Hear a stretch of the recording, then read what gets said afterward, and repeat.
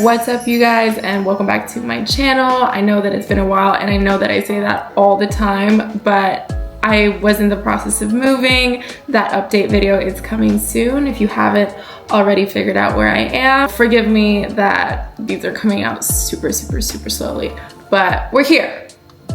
We're here. My most highly requested video from you guys is a study tips video. The thing is, there are so many sides to studying effectively that I don't think I can just fit it in one single video. So I've decided to fragment that series. In this video, I'll be giving you guys 5 tips on how you can write the best research paper of your life.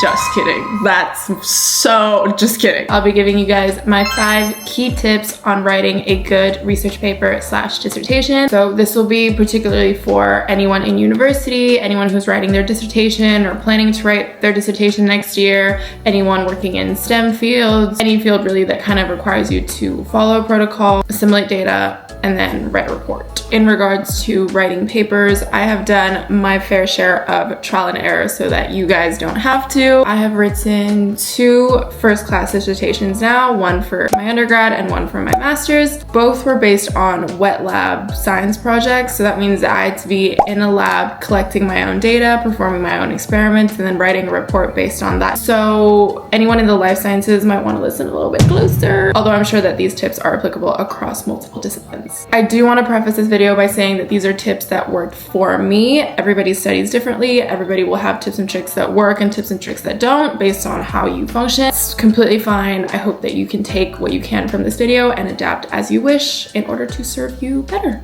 So yeah, let's get into the video. Tip number 1, write out of order. So this, I'm gonna put it on the screen, but this is like the chronological or the most common order of a research paper, right? Right. This also means that this is the order that you should write your dissertation in, right? Wrong. Scrap that. This is my little secret writing order that makes writing a little less daunting and run a little bit more smoothly. Ta-da! My philosophy of writing is the more confidence you build, the more momentum you'll have. The more that you feel like you know what's up and you know what your dissertation is talking about, the easier your thoughts and then your fingers are gonna flow. What that means is I will start with finishing the sections that I know. I do the easiest section first. That is the section that requires the least amount of brain power because it's just regurgitating what I did, and that's the protocols, i.e. the materials and methods section. This section is just describing how you did what you did, how you collected your data, well, for science gals, tell me what reagents did you use, what measurements did you use, don't forget your units. I'm looking at like microliters and stuff. You better space them correctly. Then after materials and methods are out of the way, results. Again, an easy section. You've collected the data, all you have to do is now present it. The longest part of that section is probably creating the graphs, but it is arguably also the funnest, so go crazy. After you're done with your materials and methods and your results,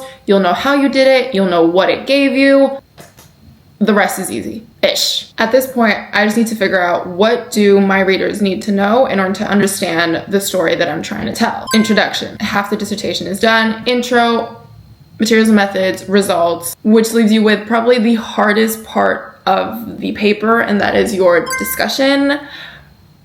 In the discussion, you reiterate what your data showed, but this time you don't just describe, you contextualize. What do your conclusions mean for the field that you're working in? What were your limitations, future directions, etc. I'll discuss these things a little bit more later in the video. Once you're done with that, then you can work on the more nitty-gritty parts of the dissertation, like your table of contents, your abstract, your appendices, which are much easier than the stuff that you've already done. So light work. Not only will this workflow help you that's not the right word. Not only will this order of writing help funnel you through the sections a little bit easier, it will also help you bell out your workload and manage your stress levels as best as possible. And for the love of, please do your references throughout. If you take one thing only from this video, it's to do your references throughout. You do not want to hit the end of your dissertation and have to reference a bajillion sources. Trust me. Anyways,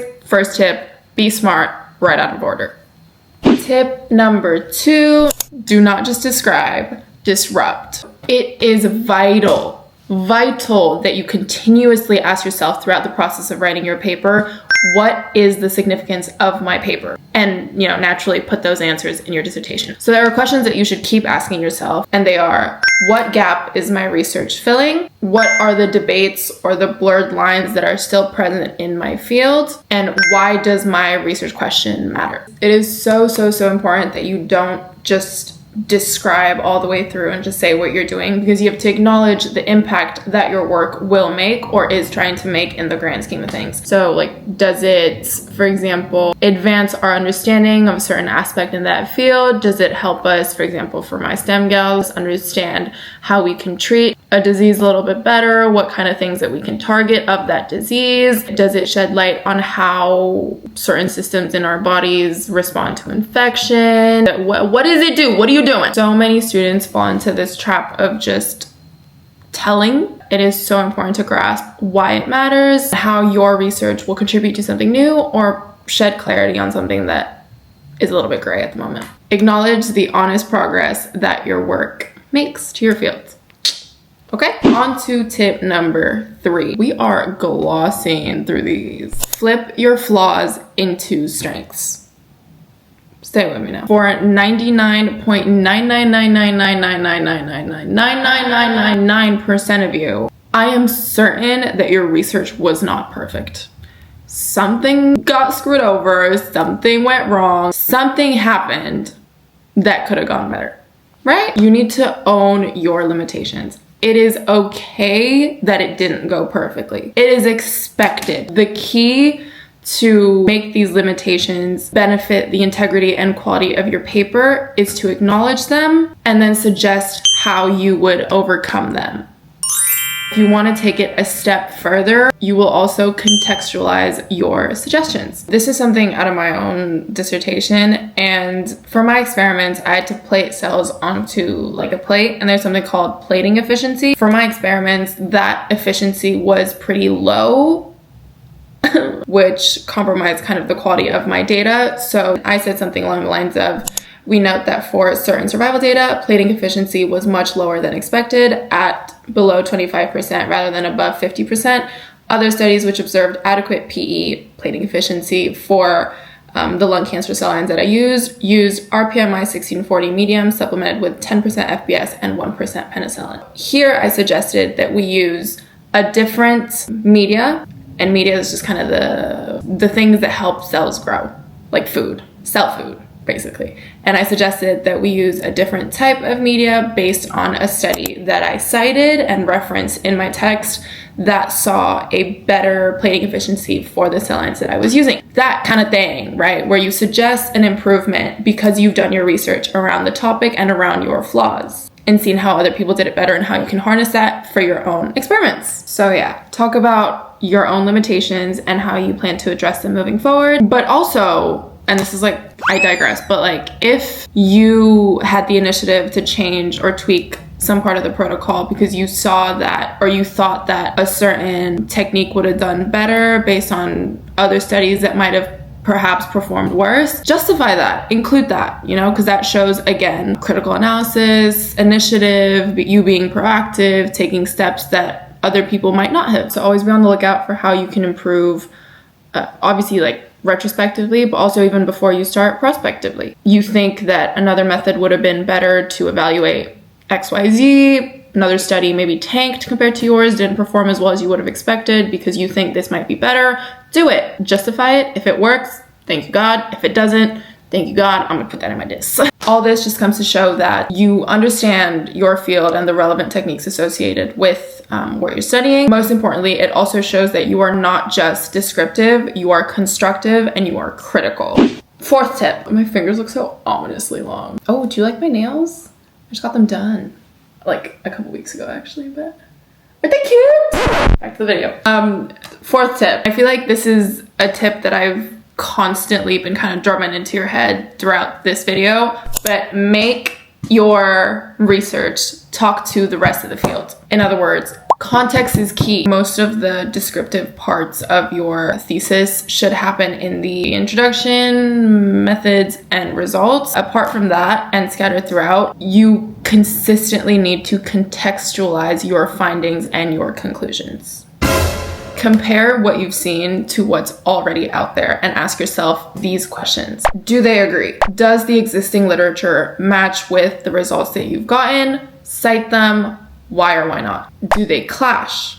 Explain. Was it a different method or a different assay that was used to test what you've been testing? Maybe like, I don't know, for other fields, like different demographics, different...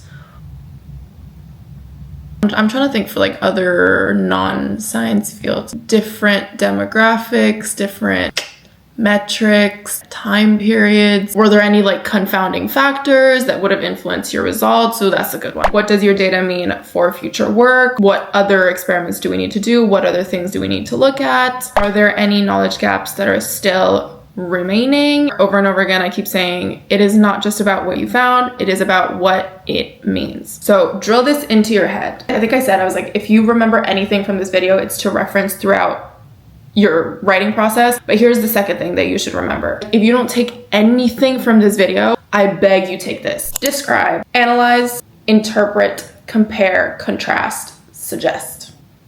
Or would it show up this way? I don't know, but you get the point. Oh, and just as like a little like, don't fall for over-reliance on secondary sources, reviews and stuff like that, where people have already kind of put a discussion of primary sources together. You can obviously use them as references, but don't be afraid to make your own conclusions based on the primary data that you've looked at yourself. Then this will show independence, initiative, depth, academic maturity, that kind of stuff. So this brings me to my last tip. Tip number 5, use AI as your research assistant.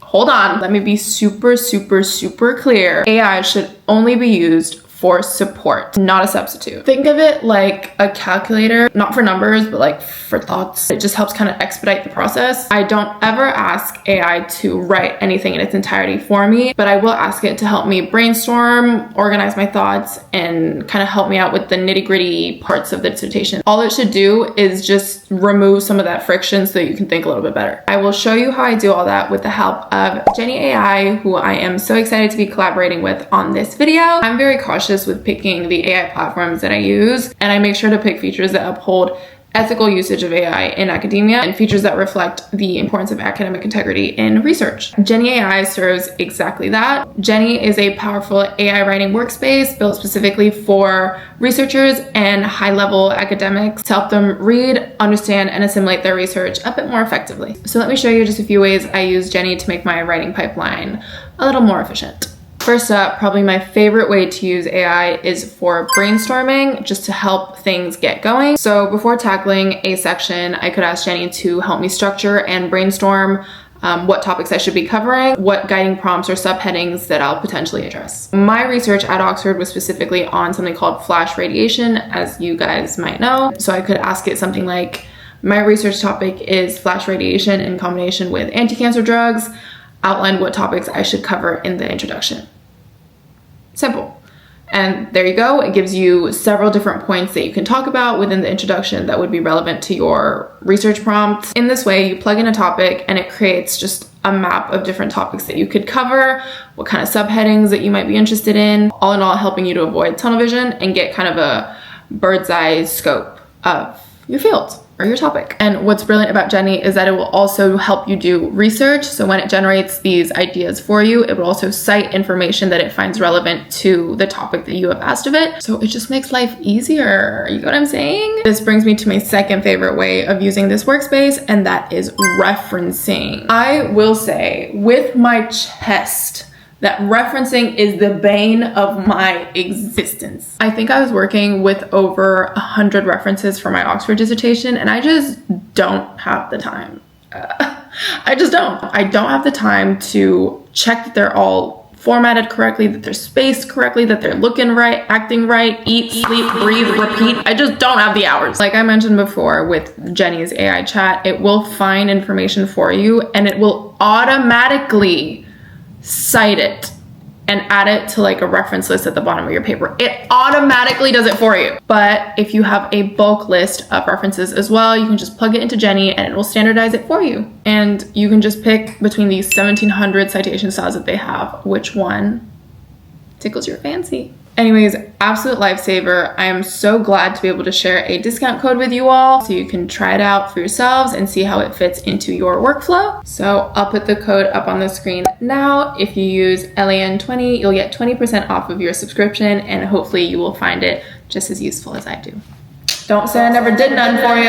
Anyways, that's it. Those are my 5 biggest tips. I know that writing a dissertation is so stressful. The word count, the figures, the deadlines, the supervisor hounding you for these drafts. Like, I get it. The pressure is insane. I have been there twice, but I wholeheartedly promise you that you are doing way better than you think. Trust yourself, trust the process. Take it one section at a time. You do know what you're talking about, regardless of what the little person on your shoulder is saying, what imposter syndrome is saying. You know what you're talking about. You've been studying this for ages.